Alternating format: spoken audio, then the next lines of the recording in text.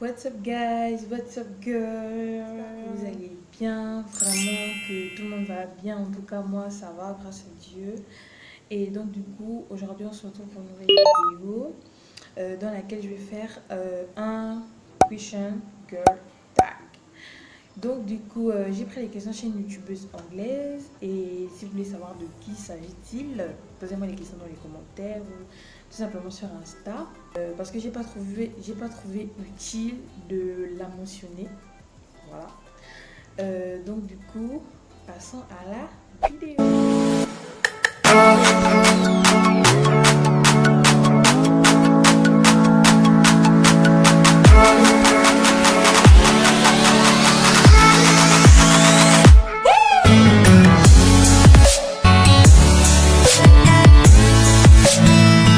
J'ai mis les questions ici et je vais y répondre. Donc désolé si vous me voyez regarder tout le temps en bas parce que tout est là. Donc voilà, désolé déjà.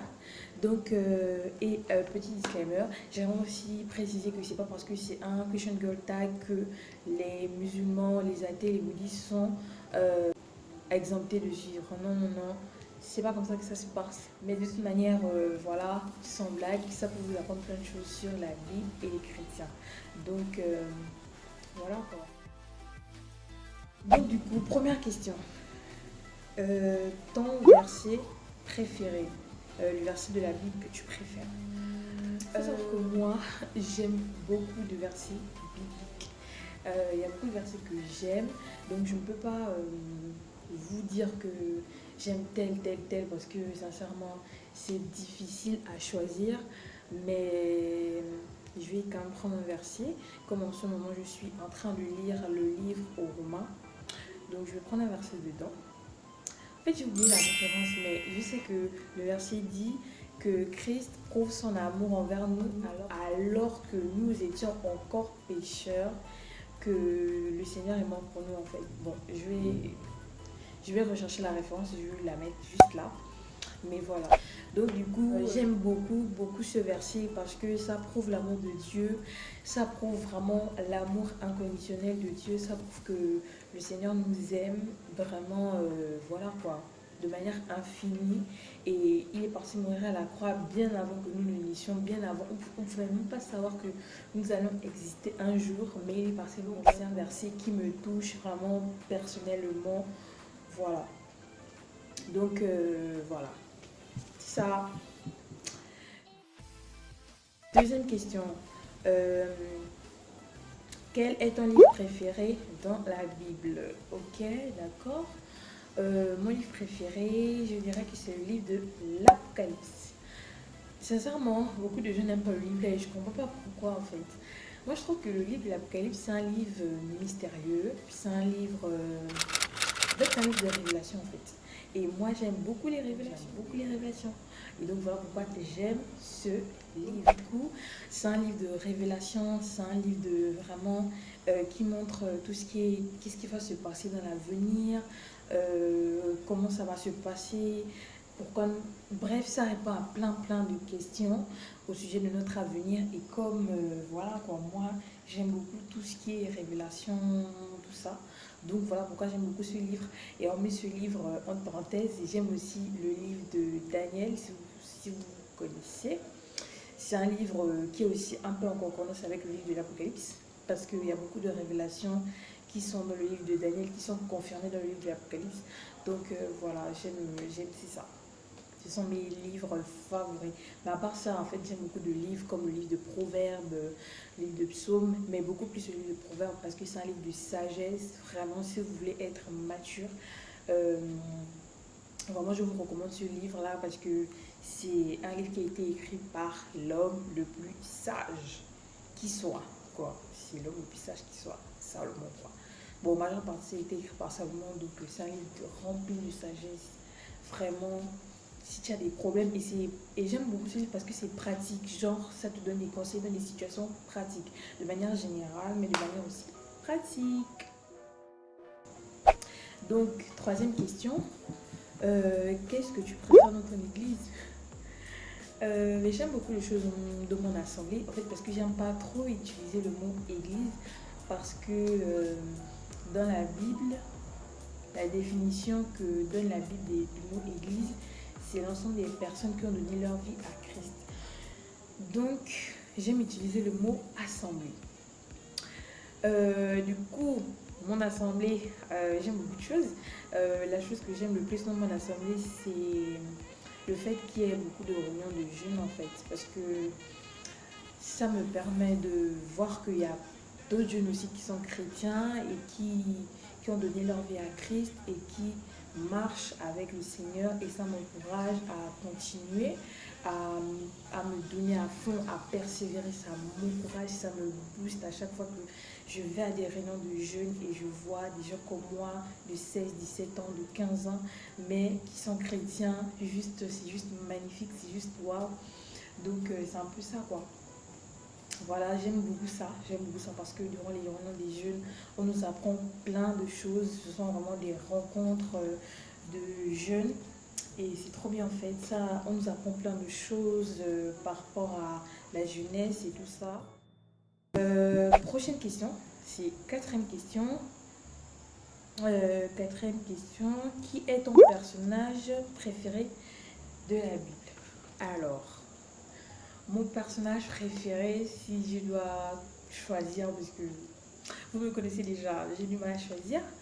Mon personnage préféré, je vais dire Daniel. Parce que, en fait, Daniel, c'est une personne qui m'inspire beaucoup. C'est un personnage biblique qui m'inspire beaucoup au quotidien. Parce que c'est pas juste des histoires racontées, ce sont des choses qui se sont passées. Et moi, quand je vois la vie de Daniel, je me dis, waouh, juste waouh. Parce que beaucoup de personnes disent non, en fait, ce sont juste des choses qui se sont passées, mais en fait, non. En fait, parce que Daniel, il n'est pas différent de nous. Parce que Daniel, il a quitté, genre, chez ses parents, ils ont été déportés à Babylone, donc dans un pays étranger. Et pour la petite histoire, on lui a demandé de faire des choses qu'il ne faisait pas chez eux, de manger des choses voilà, qui n'avaient pas l'habitude de manger chez eux. Et par exemple, Daniel a dit non, en fait, que chez moi, c'est pas comme ça qu'on se passe. C'est pas comme ça que ça se passe. C'est pas ça que nous recommande la loi de Moïse. À leur époque, c'était la loi de Moïse. Donc, du coup, ça m'inspire dans la vie courante à me dire que non, c'est pas parce que tous les jeunes font telle chose que toi aussi tu vas faire telle chose en fait. Tu vas pas te conformer parce que c'est ce que Daniel a fait et ses amis, il faut pas oublier, Shadrach, Meshach et Abed-Nego.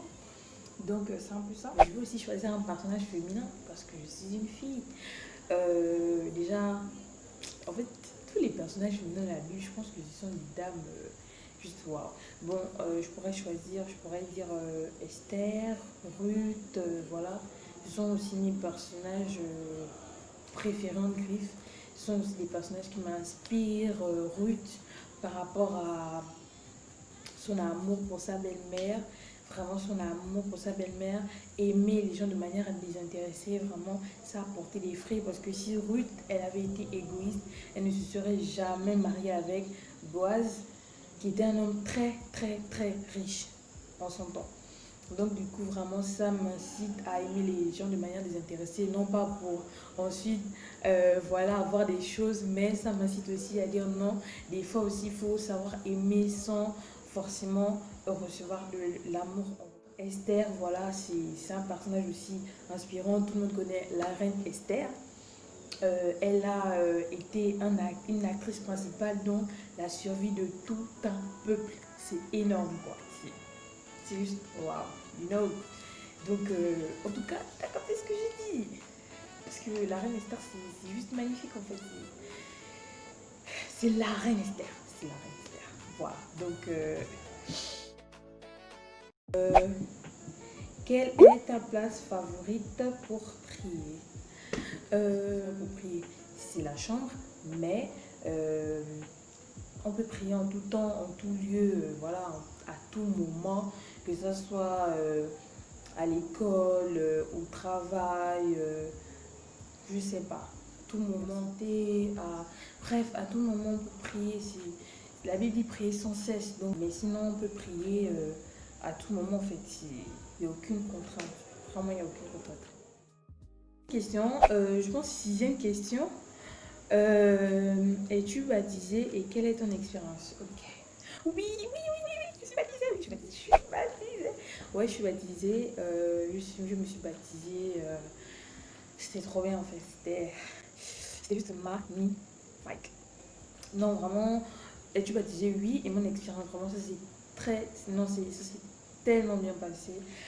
Mon baptême a été une décision. Ça a été vraiment l'une des meilleures décisions de ma vie. Et ça a été quelque chose de très décisif pour moi. Vraiment, c'est trop bien en fait. C'est juste, vraiment, tu meurs et tu revis en Christ. Bon, c'est un symbole, hein, c'est un symbole pour montrer que voilà, tu es mort au péché et tu vis vraiment avec le Christ. Tu es, voilà. En tout cas, sincèrement, le baptême, il faut le vivre. C'est juste waouh, c'est juste magnifique. C'est. Oh là là, j'ai même plus les mots en fait. À chaque fois, je me rappelle de ça, c'est juste bien. Sincèrement, mon expérience, c'était une très bonne expérience. On m'a baptisé dans une piscine. Donc, mais le jour en question, vraiment, j'avais pris la résolution. C'est pas que on a fait l'appel et puis je suis partie. Non, non, non. J'ai préparé depuis chez moi. J'ai amené les habits de rechange. J'ai mis deux tenues j'avais deux tenues, j'avais ma tenue sur moi et j'avais une tenue dans mon sac. C'est-à-dire que quand on est parti, voilà, directement qu'on a appelé, je suis partie. C'est pas genre pour vous dire que c'est pas sur un coup de tête en fait. C'était vraiment, j'avais pris la décision de me baptiser. Je pense que j'avais 13 ans, oui, un truc comme ça, j'avais 13 ans. Ça fait quelques années, ça fait pas longtemps. Donc, voilà, c'était juste trop bien. C'était, voilà, c'est bien dit, j'avais déjà prévu ma tenue. Je suis partie, je me suis fait baptiser et après, je me suis changée. Et je suis rentrée chez moi. Il y avait aussi, il y avait, il y avait des serviettes, tout ça, tout ça. Donc, je me suis essuyée, tout ça. Et je me suis rechangée, quoi. Ni une ni connue, mais c'était juste magnifique. Vraiment, il faut vivre cette expérience-là. C'est, voilà. En tout cas, si vos parents ne sont pas contre que vous vous baptisez, vraiment je vous exhorte à vous baptiser parce que c'est une expérience juste magnifique. La chose la plus énervante que font les chrétiens. Moi, je pense que la chose la plus énervante que font les chrétiens, c'est se croire des TTS. En fait, ils jouent au TTS, très très spirituel. Tu vas voir des chrétiens qui sont toujours en mode vous êtes des pécheurs, nous sommes des saints. Oui, nous ne sommes plus des pécheurs, nous sommes des personnes sanctifiées, mais c'est pas pour autant qu'on va jeter la pierre aux autres en fait. Donc moi c'est ce que je trouve que les chrétiens font souvent qui n'est pas bien, surtout les jeunes chrétiens, à dire que non, toi tu es un pécheur et tout ça. Non, moi c'est ce que je trouve vraiment qui est vraiment c'est pas bien, c'est voilà, bref, t'as capté ce que je veux dire, mais c'est pas bien en fait de dire que non, vous êtes des pécheurs, nous sommes des saints, voilà. Moi, c'est ce que je trouve. Du coup, on arrive au terme de la vidéo. Vraiment, si la vidéo t'a plu, n'hésite surtout pas à me lâcher des pouces bleus, à commenter ma vidéo et me dire si tu es chrétien, depuis combien de temps, vraiment, est-ce que tu es musulman, est-ce que tu es bouddhiste, est-ce que tu es athée, et vraiment, dis-moi un peu. Et laisse-moi un commentaire, voilà. Et surtout, n'oublie pas de t'abonner et d'activer la cloche, voilà, pour m'encourager. Ça fait toujours plaisir. Donc, du coup, on se dit à bientôt. Je oublié aussi de vous dire que le tag n'est pas fini et que si vous voulez que je continue le tag, vous n'avez qu'à me le dire en commentaire ou sur Instagram.